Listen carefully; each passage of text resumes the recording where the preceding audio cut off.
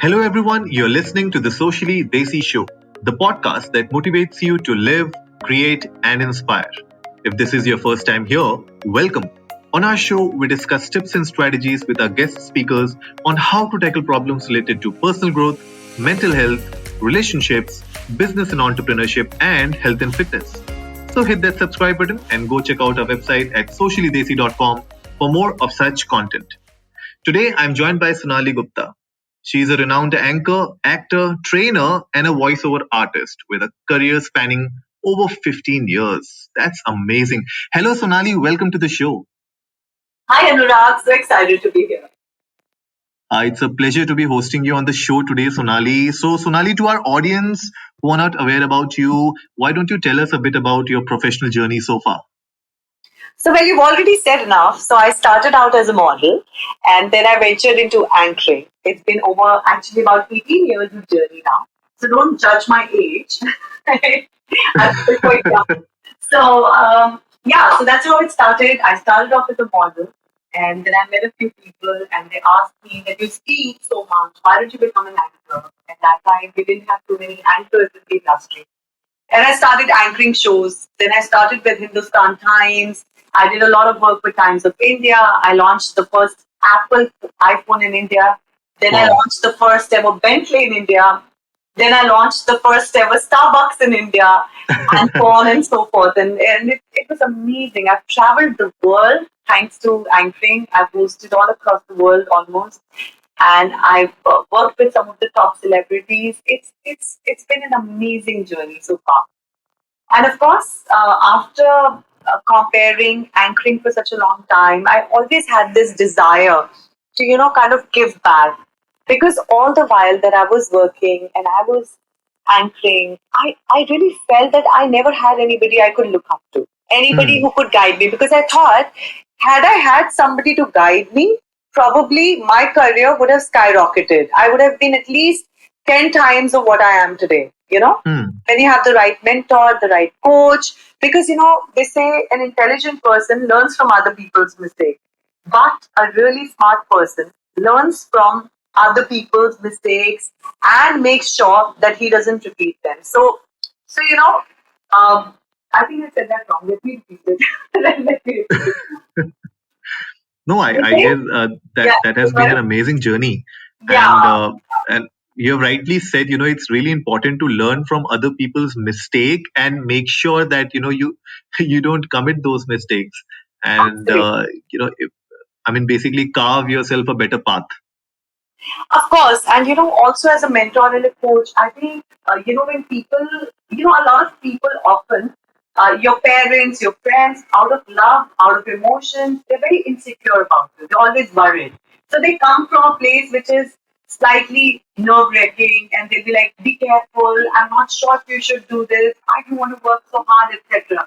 But when you have a mentor, when you have a coach, that person often tells you things like, "I believe in you. You can do it. You can be there. You can achieve that." So I think that makes a lot of difference. So all these years of hard work, I felt if I could do that for somebody, if I could be that person for somebody, what a great thing it would be. So that's how I ventured into training and coaching. So, what has been the biggest shift in your life? When it comes to entering this whole training and coaching landscape from your entertainment space. What has been the biggest shift? So I just want to start by telling you how I decided to enter into it. It was actually not a very it was not a decision that I made. It was as if life pushed me towards it. So Hmm. about 4 years back, I started getting panic attacks and anxiety attacks, and I was doing extremely well. And my I come from a very well-to-do family, Mm-hmm. so money was not an issue. My career was soaring high. I was doing so well, but suddenly I started getting these panic anxiety attacks. And then, I went to a few doctors, and the doctors just put me on a prescription. They started giving me medication, and then they started questioning me, are you depressed, and antidepressants, etc. And then slowly I realized, I said, this is not going to work. I've got to get off medication. You can't, I'm dying, It's like Hmm. I'm sleeping every day. And that's where my journey of, self development, self-improvement, self-work started. And they say, the self-help books, that is so Yeah. true. Nobody else is going to help you. You've got to help yourself. So I started on a journey of self-help. And that's when I realized that all of us today, we live in a very different environment. This environment is not organic. Hmm. Our brains are still very primitive. We are still functioning with brains that are about 20,000 years old. Hmm. But suddenly this advent of the technology and the phones and the iPhone and the stressed life and the social life, all of that is actually causing our brains to malfunction.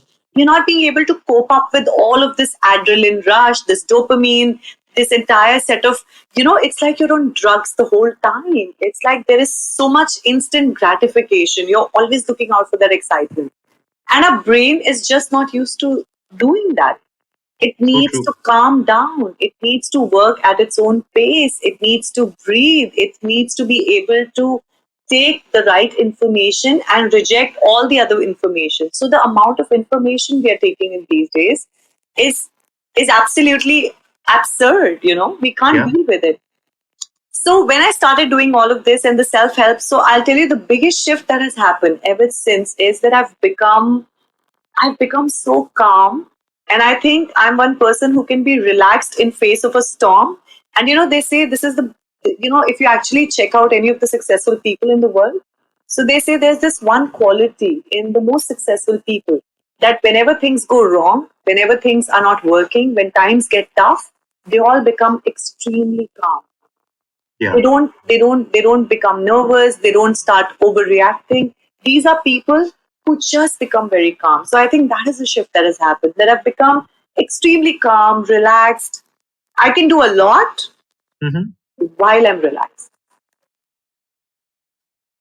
So I don't feel Interesting. a lot of patience. Yeah. So I don't feel stress, and I don't feel Hmm. anxiety. So I can be working 10 times more than a normal person, being completely relaxed in my head. So I think that's a beautiful shift to happen. Interesting.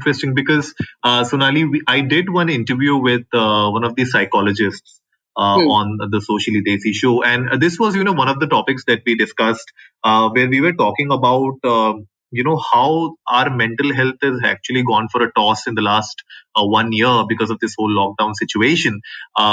That like you said, we still have very primitive brains. Our brains are still 25,000 years old, and that was one of the discussions that we had, that we as human beings were always confined to smaller communities. We never liked living alone, but we never had this opportunity where we are just connected with millions and millions of people with, you know in our hand, right, through our smartphones, Yeah. through our laptops. uh, Suddenly people who were just confined to, let's say, their family members or a small community or a herd, now suddenly they are in touch with millions of people, and that is what we are not able to handle. Hmm. Hmm. And that is where I guess, communication plays a huge role. Oh, And absolutely.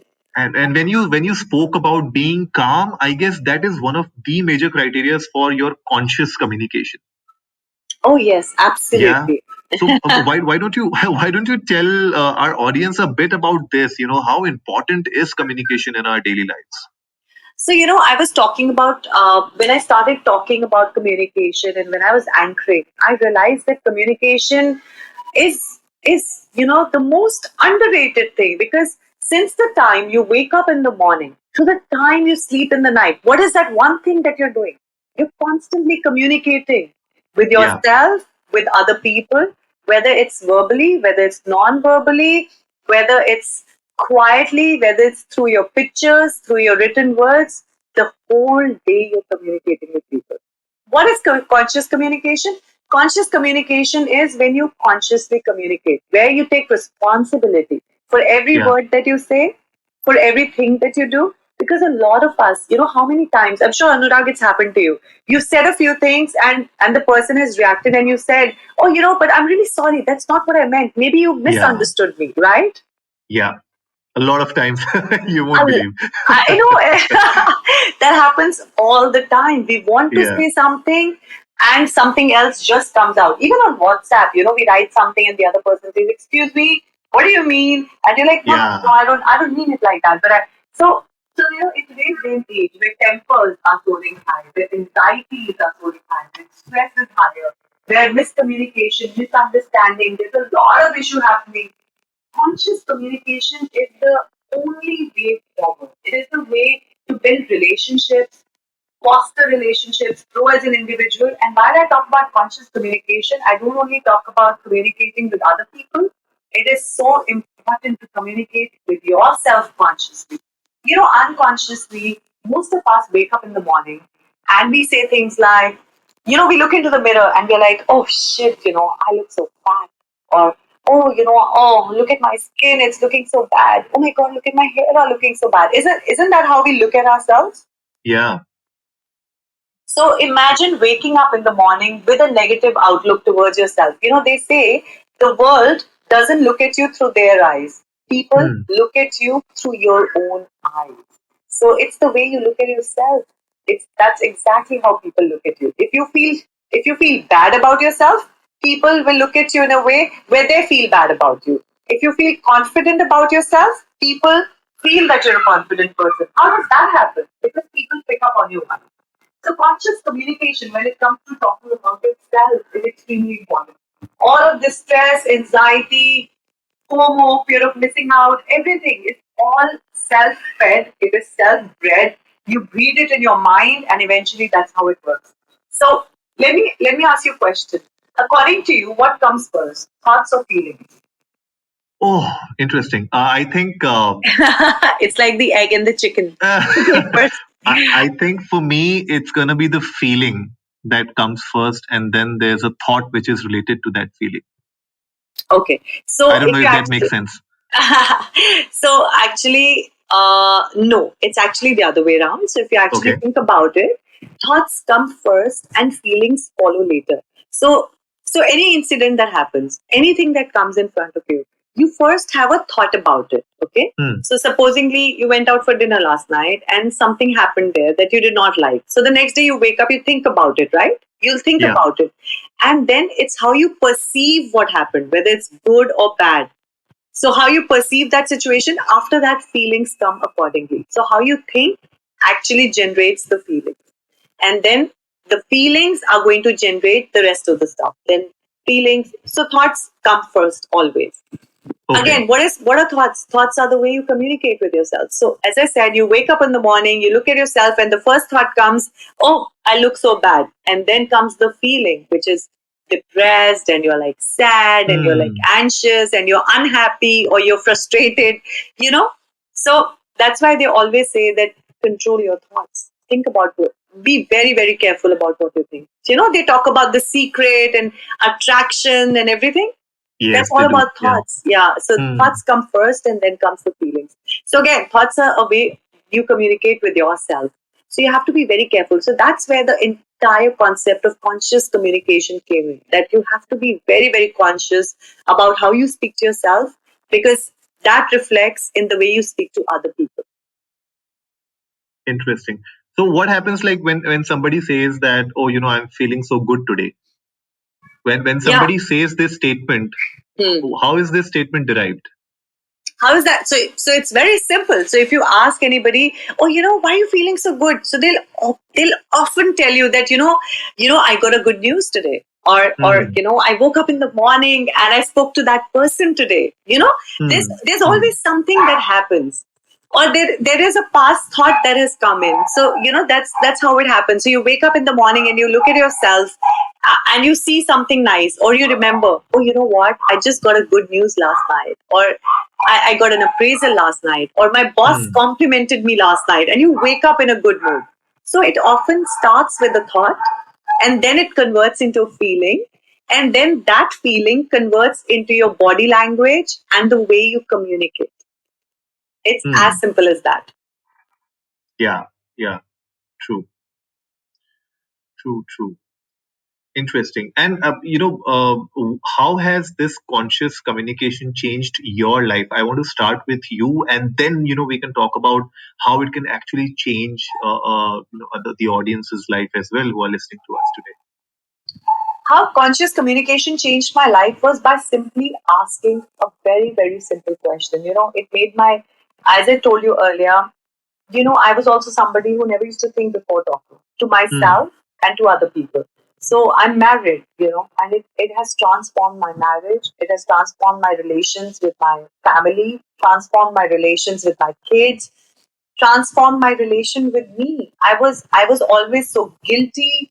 I was always, putting myself down. I used to blame myself. I used to beat myself down if I would make a mistake. Or I would say, oh, I'm so stupid, and how could I do this? I would often say stuff like that to myself, and then I would feel miserable about myself. So, when I started learning and doing things consciously, I realized it's all about asking the right questions. It's about saying the Hmm. right things. So, conscious communication while talking to yourself works with a very simple agenda. Forgive yourself, be nice to yourself, and eventually, when you say something to yourself, you have to think about how you're going to feel about it. So, before you start blaming yourself or putting yourself down, you've got to say that it's all right. It's all right. It's okay to make a mistake. That's how conscious communication works. Okay, Yeah. so I made a mistake. All right, I'm going to try to make it better. If I cannot make it better, I'll try not to repeat it again. Okay, so I made a mistake. What can I learn from it? What was the lesson? How can I make sure that I don't make that mistake again or repeat that mistake again? Or how can I rectify that mistake? So simple. Why you talk about conscious communication with other people? Now that I speak to anybody, I ask myself a question. How do I want the other person to feel and behave after they've spoken to me? So I go to a party, okay? And Hmm. I want to create a nice, when you go to a party, you want to mix around with people, right? Yeah. You don't want to Yeah. you don't want to get into a tussle, and you don't want to have an argument with them, or you don't want them to feel bad about seeing you, right? You don't have to be bitchy, right? True. So when I go into a party, I think about it first. I stop and I say, okay, what is it that I want people to say after they've met me? I want them to feel that I was a nice person. I want them to say, oh, she's such a nice human being. Or, she's so understanding. She's so jovial. She's so smiling, right? Yeah. And once you know that this is the outcome that you want, you will know exactly how to talk to the person. When you want the other person to be happy about meeting you, what are you going to say? You're going to go there, you're going to be nice to that person, right? You'll avoid any Yes. kind of argument. You'll say nice things Yes. to that person.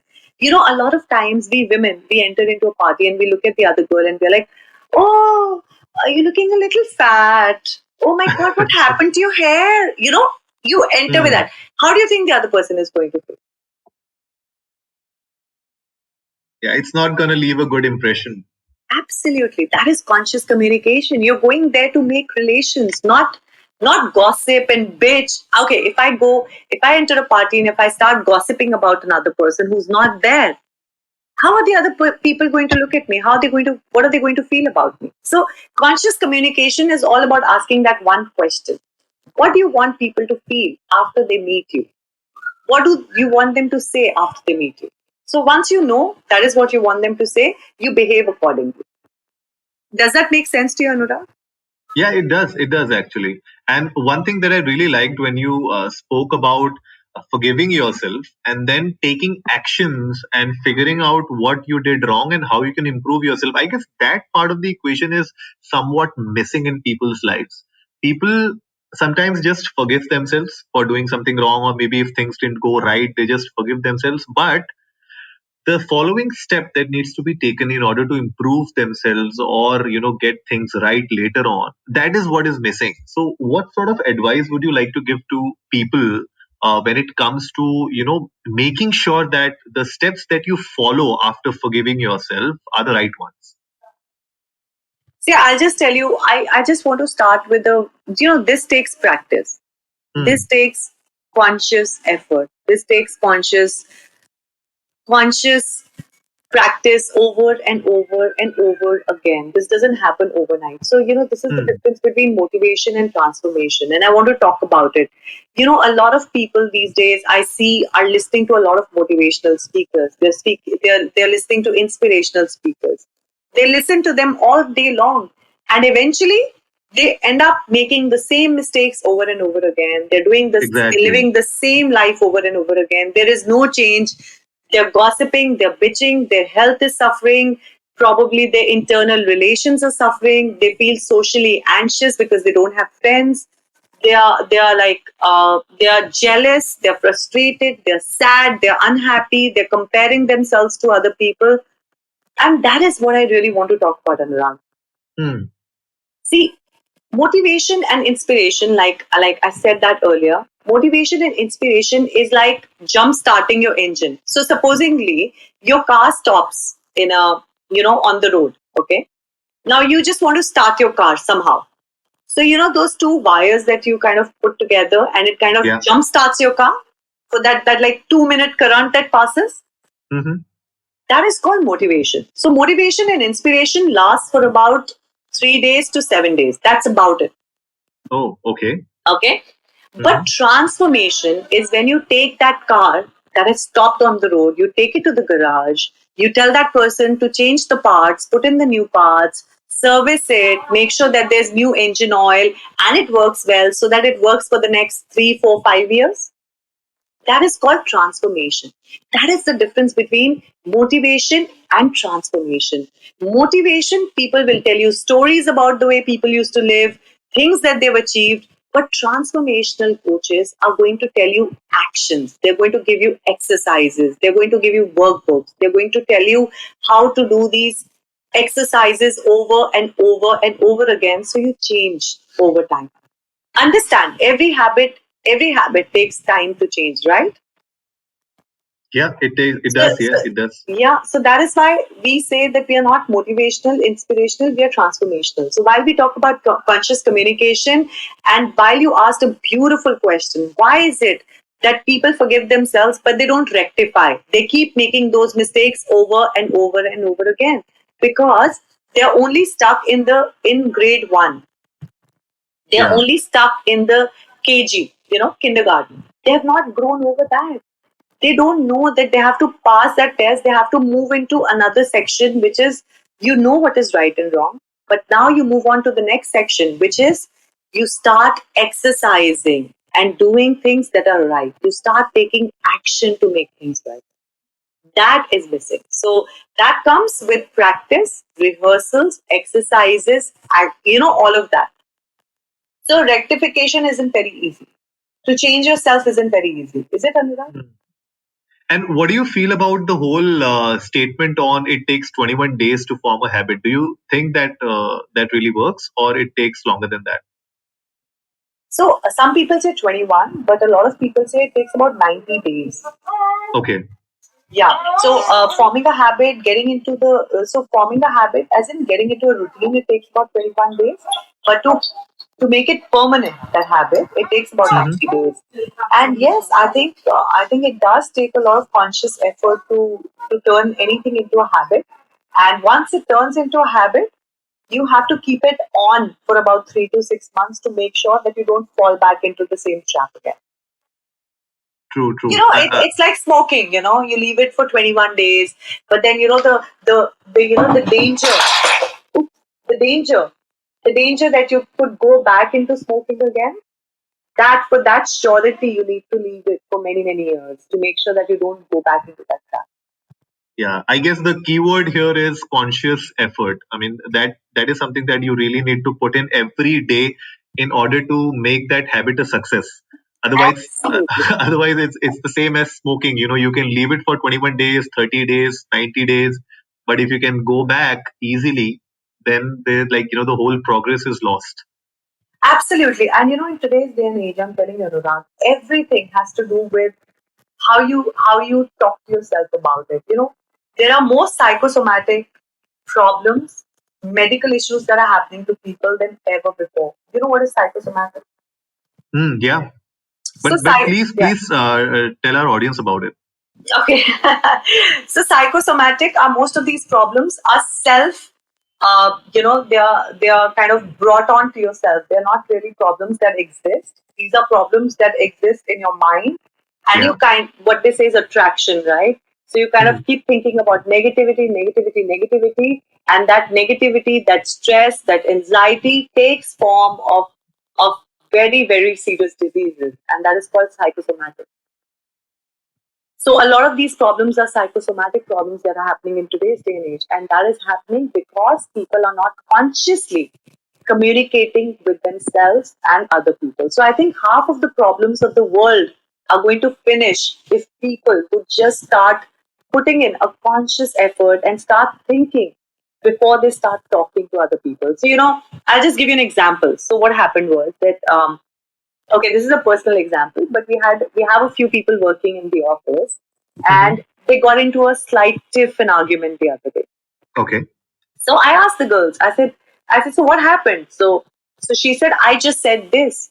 And I asked her, I said, you said this, but did you think when you say something like this, what is the reaction that is going to come? Because every action has equal and opposite reaction. So when you True. talk to somebody like this, how did you think that person is going to react to it? She said, I didn't think about it. I said, it's as simple as that. If you're rude to somebody, do you think you're going to get a polite answer? And she said, True. no. True. So, I think a lot of times when you just start thinking about not just what you want to say, but the reaction that is going to come, a lot of problems and a lot of issues would just go away. If you just think, if I would talk to this person like that, how is that person going to talk to me? I think you would know your answer. So true. Yeah, yeah. I completely agree with that. And Sonali, with the whole training and the coaching industry that you have gotten into, uh, you consult with a lot of you know entrepreneurs, a lot of people who have their businesses or who want to start up their own business. You do a lot of trainings with them as well, right? Mm-hmm. So, when it comes to these kind of professional trainings, how important is non-verbal communication when it comes to professional trainings? Because I see people talk about communication, but then the communication is more focused on the verbal side of things, but nobody really talks about what non-verbal communication is and how important it is for businesses and professionals. So please tell us a bit about the importance of non-verbal communication in your professional life. So let me just tell you the importance of non-verbal by a very simple calculation. How Hmm. what non-verbal accounts for. So if you actually study about it scientifically, they say only 7% of your communication is verbal, right? Yeah, 53% of your communication is non-verbal, and 38% is your pitch, your tone that you speak with. So you can actually say only 7% of your communication is verbal, and the rest 93% is actually non-verbal. It is your tone and your body language. That is how important true. non-verbal is. Now, why is non-verbal so important? Why is it that people say it is so important? It is because non-verbal language is very, very authentic. Hmm. Now, a lot of people over years, we know, can lie with a straight face. They can tell you lies. They can Yeah, say, you're right, they can say things they don't mean. But you know what yeah. is the most amazing thing? People never practice their facial expressions. Hmm. Facial expressions are extremely authentic. So, they say that, they did a research in USA. Unfortunately, these researches don't happen in India, but they did one in USA, and they realized that small time business owners, small and medium entrepreneurs are are people who really, really are duped and cheated on. They get very easily cheated. And usually, it is very important for these business owners, if they would just learn non-verbal language, their chances of being cheated on could be minimized, because you can really gauge whether a person is lying to you or telling the truth by this simple non-verbal body language, because non-verbal languages are never rehearsed, they're very authentic. And intuitively, we all have the ability to read non-verbal. Hmm. We were kind of born with that kind of a little thing, because our brain is very intelligent. So Yeah. over years we were hunters, right? We Yes. used to hunt primitively. So our brain always had that. Our brain could look at a certain animal and tell you whether that animal is going to kill you, or is it going to harm you or not harm you. Now, would the animal talk to you or tell you that I'm going to kill you? No. So the brain, yeah, so the brain Yeah. would just look at the eyes, the nose, and the mouth and the body language of the animal, and then the brain would gauge whether this animal is safe Is it harmless or is it harmful? Right?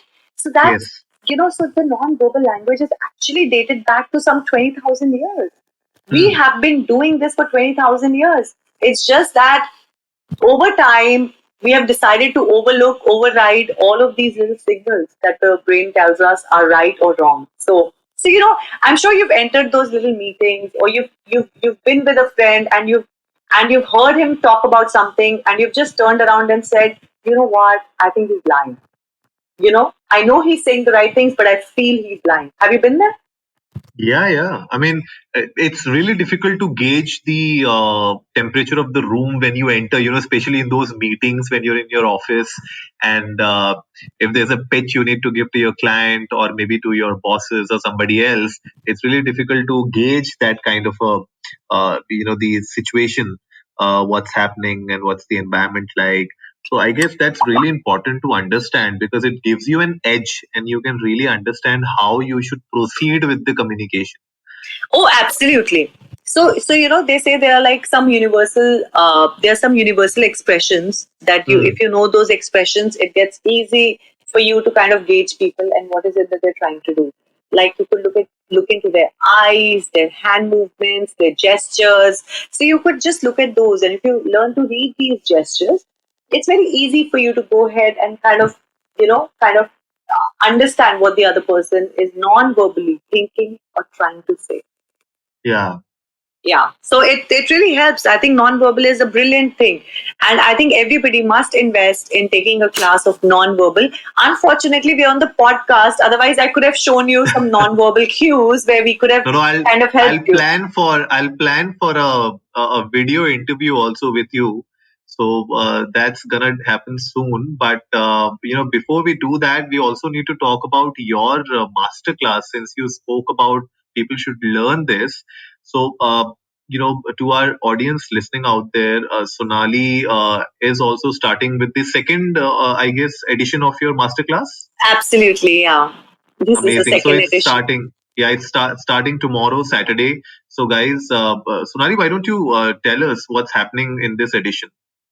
So this is called the business transformational coaching. And Mm-hmm. I think a lot of people often make the mistake of starting a business purely out of emotions, or they feel there's a need of a product that exists, or they feel they have the best product, or they think they could do really well because they are starting a business and they know a lot about it. But that is not how it works. And when these people hit the tough spots, they really, really kind of lose all their self confidence. They get into self doubt. They don't know where to go, who to ask for help. Then they face a lot of financial losses. So before you start any business, before if you're into a business, if you're facing losses, if you're struggling to find real time customers, if you don't know how to advertise, market, because people are mindlessly spending money on Instagram and Facebook ads. How many real time customers are you getting there? So before you start any business, creating a bulletproof master plan for your business is very important. To have planning in certain areas like your financial area, your production, your advertising, marketing, human resource department, costings, how are you going to distribute, what is your innovation and R&D, how are you going to innovate, create more products, knowing your competition, knowing your target market, all of that is very, very important. That helps you create a perfect master plan. Do you know, in a lot of institutes, when you learn MBA or you learn business anywhere, one of the key criteria of passing in the colleges is to be able to create a master plan of your business. And on Yeah, the basis of that, you're graded, right? true. Yeah, Unfortunately, in the real world, a lot of people start their business without even creating a business plan. And once they hit the hurdles, they have the market, they start blaming other people, they start blaming the COVID, the demonetization, the GST, and they start giving up. So joining a business transformational class is all about taking responsibility and saying, yes, we are ready. Let's get into it. Let's dive deep. These sessions are very, very informative. They're in depth, they're transformational, they're informational. They'll help you create that business plan, understand whether your product is right for the market, know who's your target customer, advertise, market, price your product accordingly so that you can succeed in your business, even in tough times. And is this like customized for each of the participant that comes in, or this is more like So a this is group a session? generic class. This is a group session. This is a generic session, and we are also offering services where we are kind of doing a hand holding for brands as well, and where we kind of customize all the solutions for you. We go to you, we see your business, we kind of analyze who's your competition, whether your product is Mhm. right or wrong, and then we do a complete hand holding. That's completely customized. Interesting. And who should basically join this kind of a course? People who are listening to us, are we late because it's happening tomorrow? So what's the schedule like for the masterclass? So the schedule is very simple. Since it's a very quick short session, we also call it like a 2 day MBA. And Hmm. so the session starts, and we start talking about how you can create a business plan. Also, what is very important is you need to know whether you're made to become a successful entrepreneur or not. Do you really have the qualities, the traits, the characteristics of an entrepreneur? See, things have changed over the past 10 years. Yeah. Products that were being used 5 years back are not being used any longer. So the way you were doing business 10 years or 5 years back is not the same way you do business today. The customers have changed, the needs have changed, the products have changed. So you've got to upgrade yourself completely. So we start the Yes. session by kind of telling you about the traits of a successful business entrepreneur. Then we help you learn the basics of business. Then we move into finding out whether your product is right for the market. Then we go ahead and talk about how to find your target audience, know your competition, and then you create a master plan, a bulletproof master plan. And then we, of course, talk a little more about how you can create more brand awareness, PR activities, advertising, and marketing. Perfect. I hope podcasts would make it into that marketing session. Of course, of course. Of course they have to. You guys are making such a huge difference. We hope to think so that as well, because I believe that audio is the future right now, because India itself is the third largest market for audio when it comes to podcasts. So I keep talking about this with a lot of people, a lot of my guests, and everyone is experimenting with audio, and I really like you being on the show and talking about your masterclass as well, and talking about how businesses can actually leverage the right kind of tools and strategies for 2021 and beyond. Because, like you said, things that you used 10 years back are no longer relevant. Like 10 years back, nobody was listening podcasts in India. But now Absolutely. people are doing that. And that's a great way to do your PR, to raise brand awareness, like you said, and of course, marketing.